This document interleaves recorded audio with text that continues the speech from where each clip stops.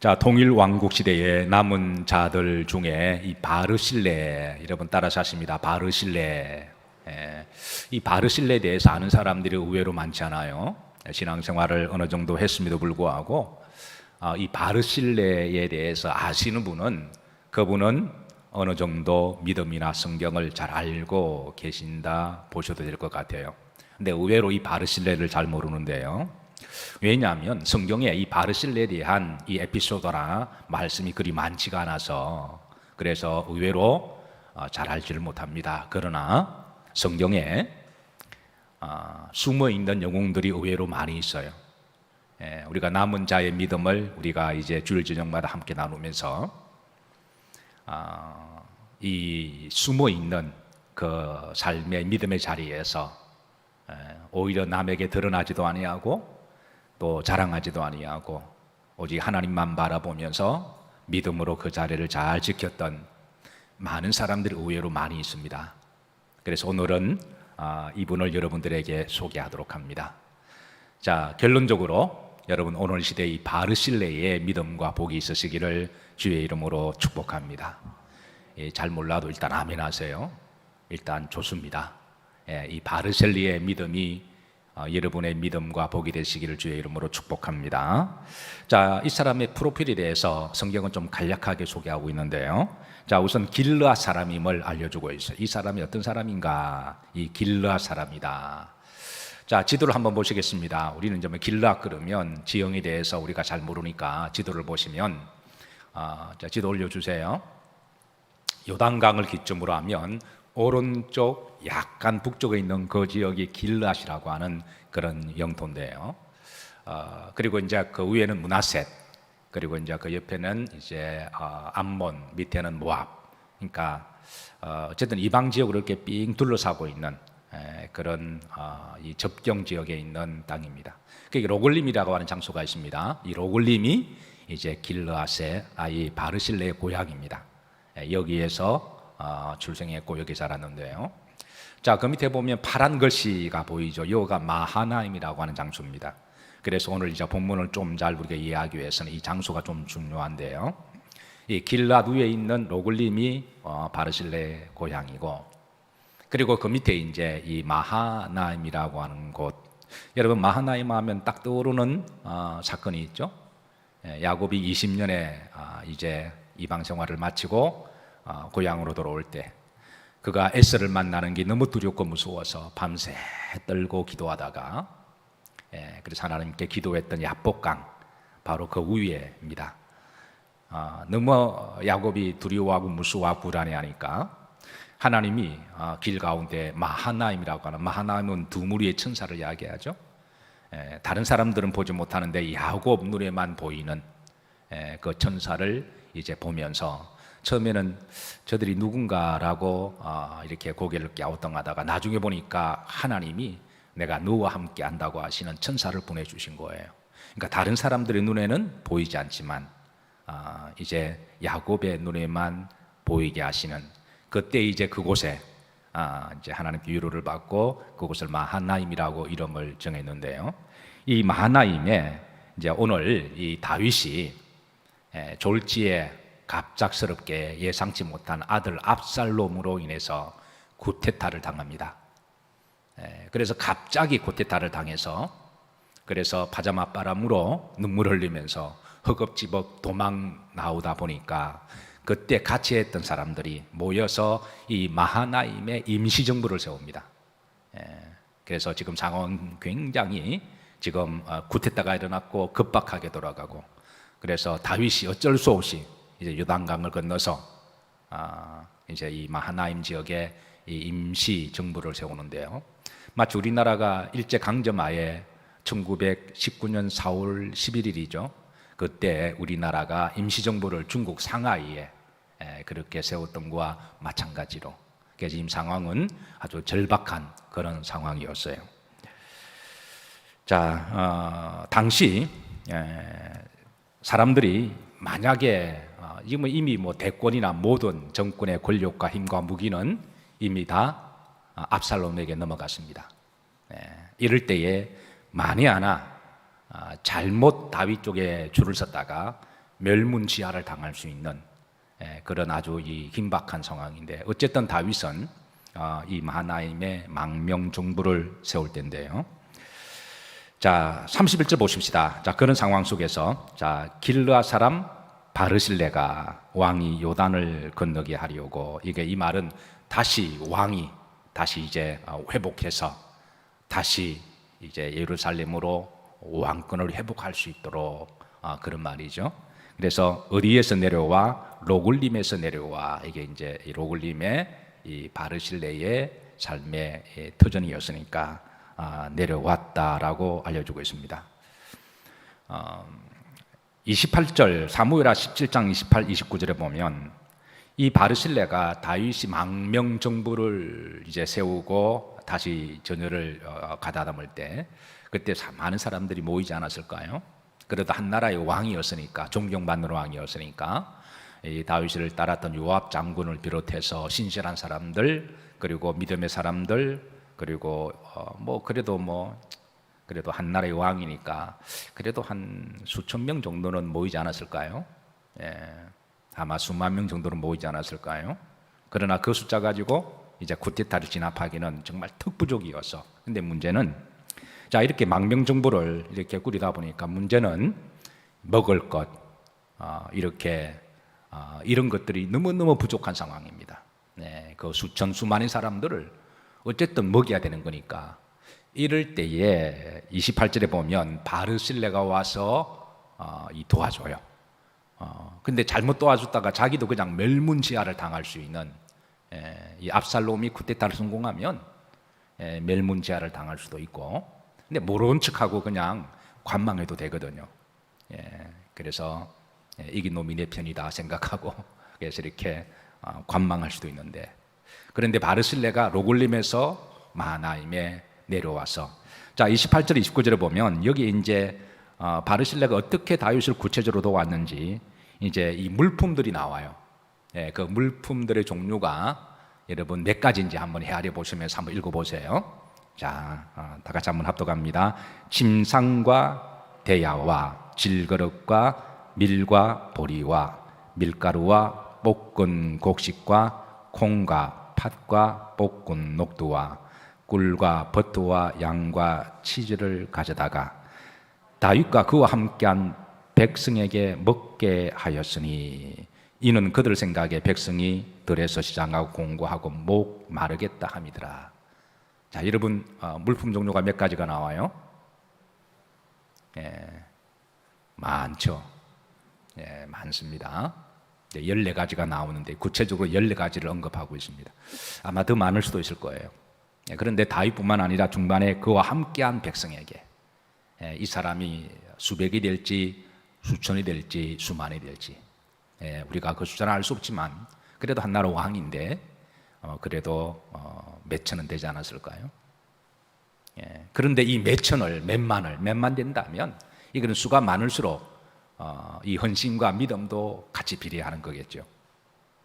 그런데 그들이 임시 망명 정부를 세우는 기간 동안에 이 모든 것을 뒤에서 말없이 다 공개를 해요. 대단한 믿음이죠. 나중에 이게 하루 이틀 공개하는 게 아닙니다.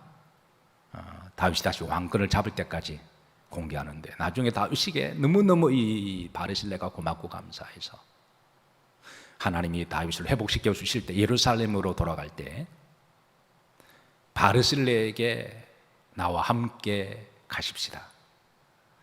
내가 아버지처럼 내가 잘 모시겠습니다 라고 예를 갖추어서 정중하게 모시가는데, 의외로 이 바르실레가 겸손하게 사양을 해요. 그 부분은 조금 이따 더 보도록 하고요. 바르실레라는 뜻은 따라서 하십니다. 강하다. 강하다라고 하는 뜻이 있는데, 아마 그가 성격이 강하다라고 하는 뜻보다도 믿음의 의지가 강하다라고 보는 게 더 맞을 것 같아요. 그래서 믿음에 있어서는 정말 무식할 정도로 하나님에 대해서는 분명한 자기 신앙의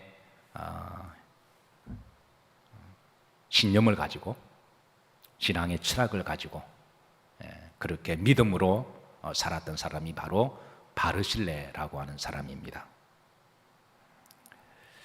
자, 두 번째, 32절에 보면 그는 길르앗의 큰 부자였음을 알려주고 있어요. 이 32절은 두 가지 정보를 주고 있는데요. 먼저는 바르실레가 자신의 나이를 밝힙니다. 물어보지도 않았는데 나이를 밝혀요. 예. 물어보지도 않았는데 내 나이를 밝힙니다. 자, 나이가 몇 세라고 밝힙니까? 80세다. 80세다. 여기는 여러 가지 영적 함축이 있습니다. 이 부분은 조금 이따 좀 보도록 합니다. 두 번을 이야기합니다. 내 나이가 80세이온데. 예, 오늘 이 32절과 35절 한 번 더 밝히거든요. 그러면서 그는 뭐이므로? 큰 부자이므로 그랬습니다. 그러니까 이 말은 하나님이 바르실레에게 그동안 큰 축복을 주셨다라는 거예요. 그리고 하나님이 자기에게 주신 축복의 그 사명을 알고 그런 평소에도 주의 이름으로 남을 대접하고 도와주는 이 큰 부자다. 이 말은 단지 물질이 많기 때문에 부자라기보다는 그 길르앗에서 소문난 인격과 신앙 있는 유지였습니다.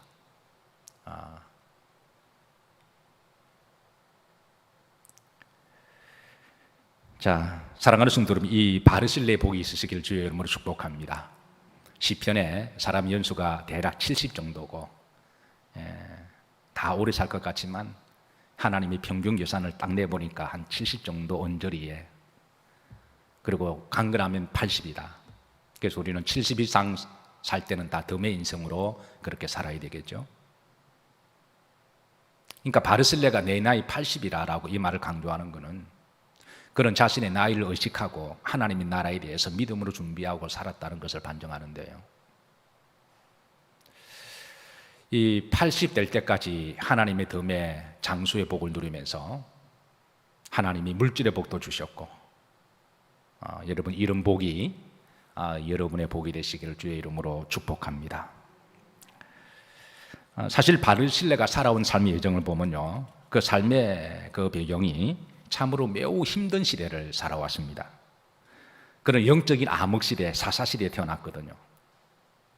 우리가 사사시대를 우리가 지난번에 조금 살펴보았지만 정말 각종 막장 드라마가 다 나옵니다. 막장 드라마가 사사시대 안에 정말 입에 담기도 부끄럽고 흉측할 정도의 막장 드라마들이, 왜냐하면 워낙 사람이 각기 자기 소견대로 옳은 대로 살던 시대였고 우상 숭배와 각종 세속주의가 만연하던 불신앙과 교만하고, 그러니까 우리가 드라마를 가끔 보면 막장 드라마가 나오잖아요. 그래서 아마 그런 것들에 대한 이 불편함 때문에 안 보는 사람들도 의외로 많을 거예요. 저도 드라마를 보지 않습니다. 어쨌든 대표적으로 사사시대의 이 막장 드라마의 삶을 하나만 소개하자면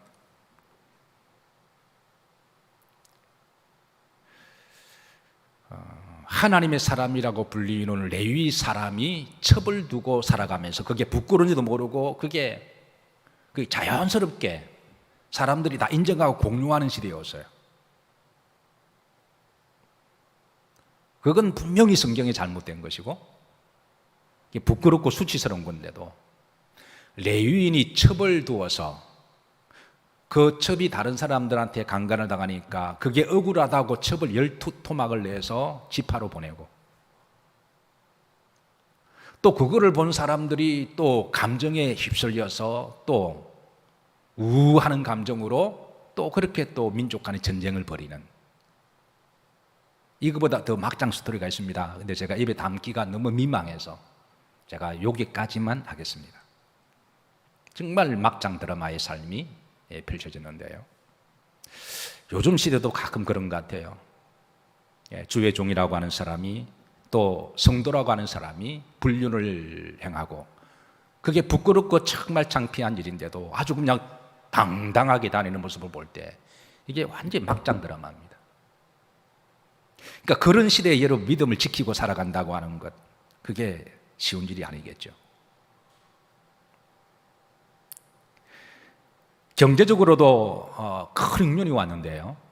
역사학가들은 한 100년 만에 있을까 말까 한 흉년이, 기근이 있었다고 그래요. 그래서 이 기근 때문에 믿음의 땅을 버렸던 대표적인 사람을 성경에 또 한 사람을 소개합니다. 그게 나오미와 엘리멜렉이라고 하는 사람이 베들레헴에서 떠나서 모압 땅에 갔다가 나중에는 남편도 죽고 두 아들도 죽는 또 다른 비극을 경험하는, 이게 사사시대에 다 일어난 사건들이거든요.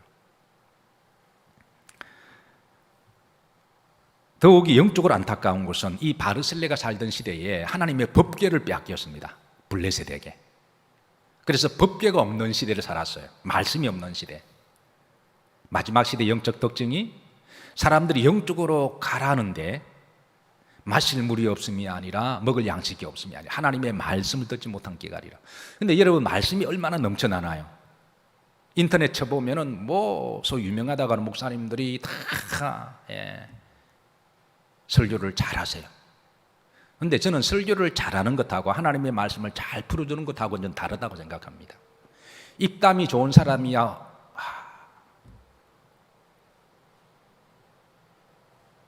이야기를 참 잘할 수 있겠죠.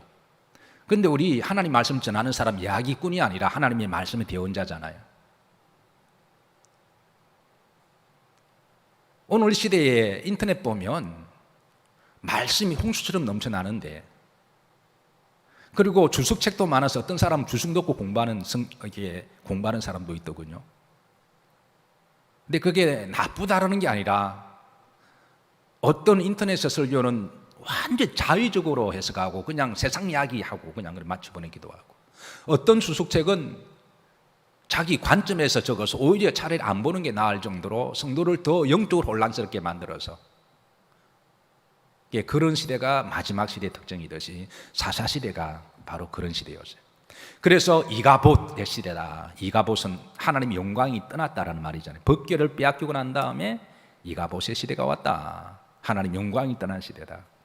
그때는 말씀이 희귀하여 사람들이 이상을 보지 못하더니 자기 소견에 옳은 대로 행하였더라. 요즘 사람들 너무 똑똑하잖아요. 근데 신앙도 자기식으로 믿고 자기식으로 해석하고 자기식으로 옳다라고 주장하고 자기식으로 천국 간다고 생각합니다.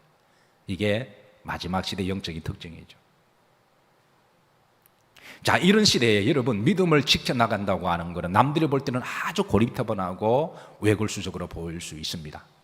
그런데 그런 시대에도 불구하고 믿음의 자리와 믿음을 지켰던 대표적인 숨어있는 믿음의 영웅들 중에 한 사람이 바르실레입니다.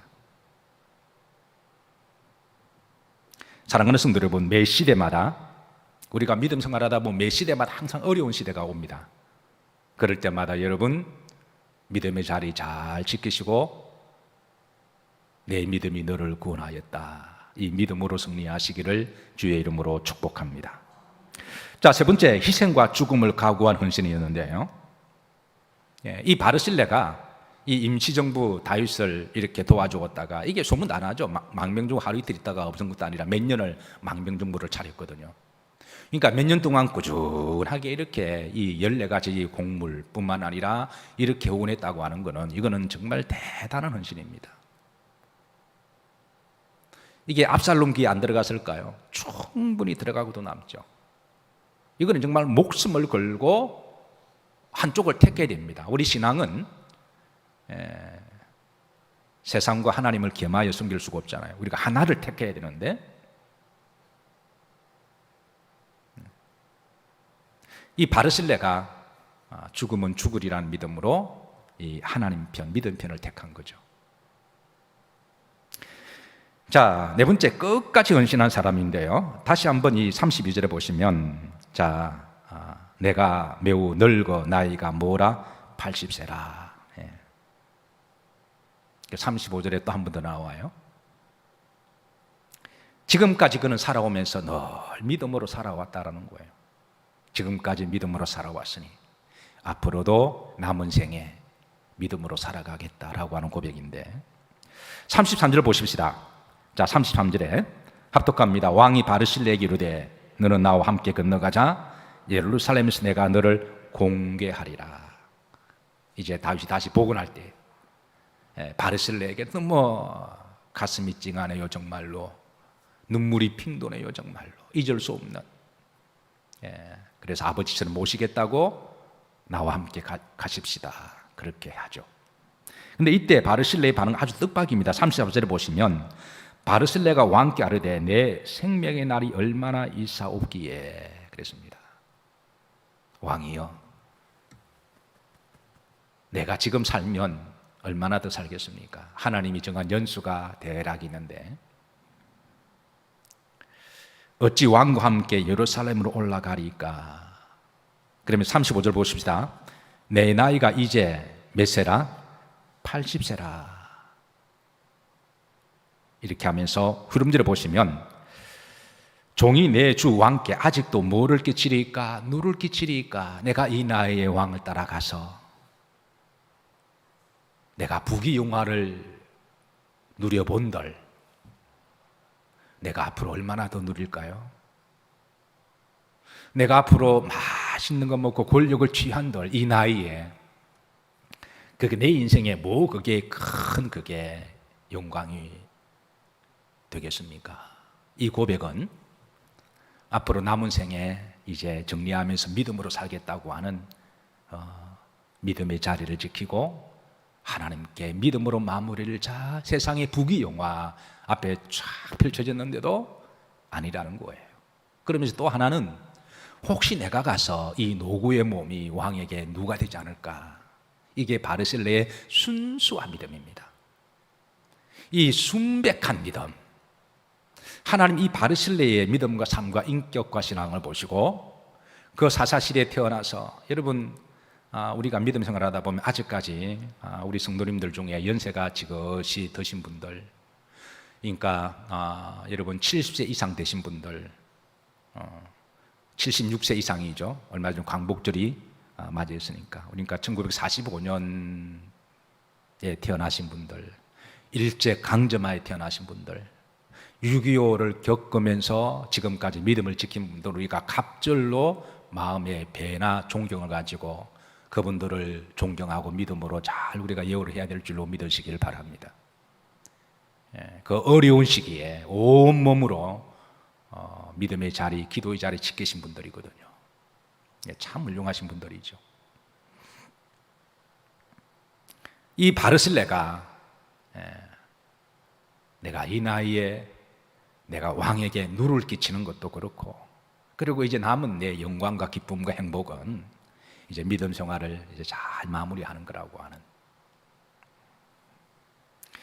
36절입니다. 합독합니다. 당신의 종은 왕을 모시고 요단을 건너려는 것뿐이거늘 왕께서 어찌 이 같은 상으로 내게 갚으려 하시나이까. 배웅 나왔는데 자기는 배웅 나온 정도까지만 딱 하고 어떤 상도 괜찮습니다. 이 겸손하게. 이게 다윗의 마음이 얼마나 고마웠을까요? 얼마나 가슴 지리게 그렇게 감동이 되었을까요?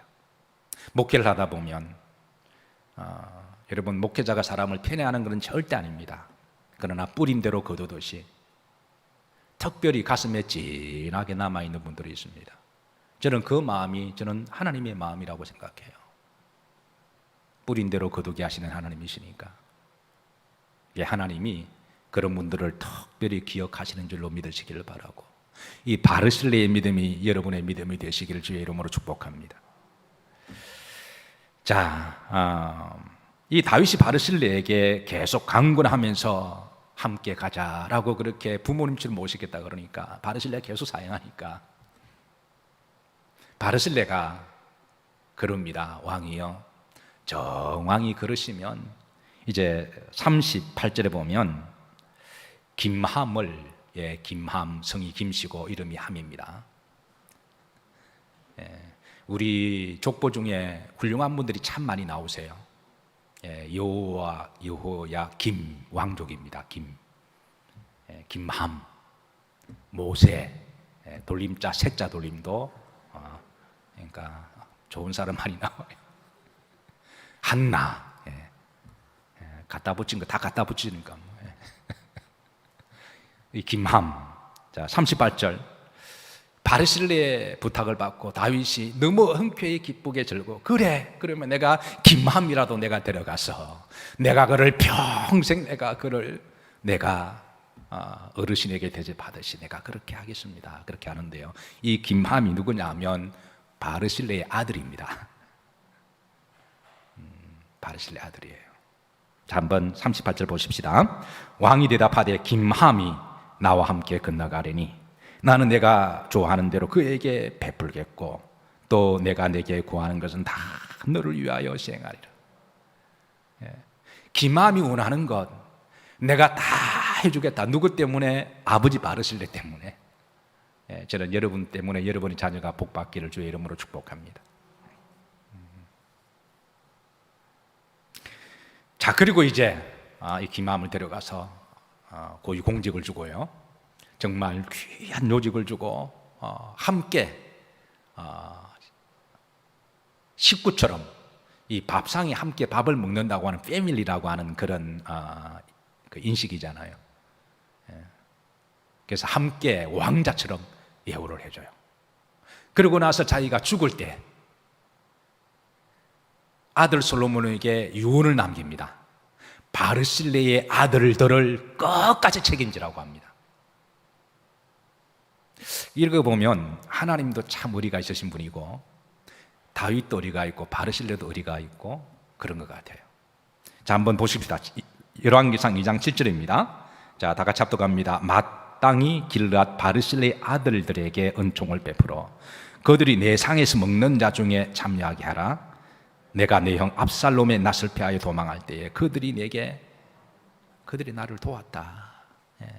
잊을 수 없는, 성경이 이 바르실레에 대해서 많은 기록을 하고 있지 않지만 그러나 성경에 숨어 있는 영웅들을 우리가 잘 찾아보면 정말 눈물 핑 돌 정도로 그렇게 하나님 시대마다 남은 자를 남겨주시는 줄로 믿습니다. 오늘 이 시대에 이 남은 자의 이 바르실레의 믿음이 여러분들의 믿음이 되시기를